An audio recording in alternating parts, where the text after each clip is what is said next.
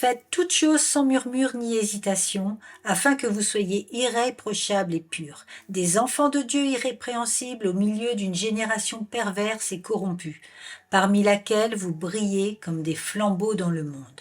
Philippiens chapitre 2, versets 14 et 15. Cette parole n'est-elle pas tellement d'actualité? Et pourtant elle a plus de 2000 ans. Cela signifie que le décor change, mais pas le théâtre. C'est-à-dire que les époques changent, mais pas l'âme de l'homme. L'homme impie reste le même, pervers et corrompu. Et les enfants de Dieu sont des flambeaux dans le monde. Il nous est demandé de faire toutes choses sans murmure ni hésitation, afin que nous soyons irréprochables et purs, des enfants de Dieu irrépréhensibles face à la dépravation du monde. Et dans les versets qui précèdent, cette attitude doit être le fruit de l'obéissance en mettant en œuvre notre salut avec crainte et tremblement, avec cette assurance que Dieu produit en nous le vouloir et le faire. Frères et sœurs, le monde est en totale décrépitude. Et cela est écrit, nous sommes dans les temps de la fin depuis la résurrection de Jésus. Et nous devons être bien conscients que le monde ne va pas aller de mieux en mieux. Il en est incapable et pire encore, il s'autodétruit sous l'influence de son maître, le diable. Nous vivons dans ce monde, mais nous ne sommes plus de ce monde. Et nous sommes des enfants qui portons la vie, Jésus qui vit en nous.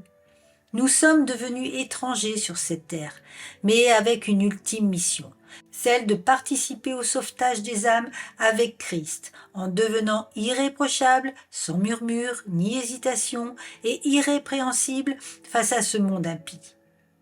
Seuls les véritables nés de nouveau, les hommes et les femmes régénérés, ceux qui renoncent pour suivre Jésus, ont cette mission, et cela a un prix, celui d'agir avec crainte et tremblement, car le combat est rude. Rude de rejet, rude d'opposition, rude de moquerie et même rude de persécution. Il nous faut souffrir, mes amis, lorsque nous suivons Christ. Souffrir pour un temps, le temps de notre passage sur terre qui n'est qu'un grain de sable comparé à l'éternité.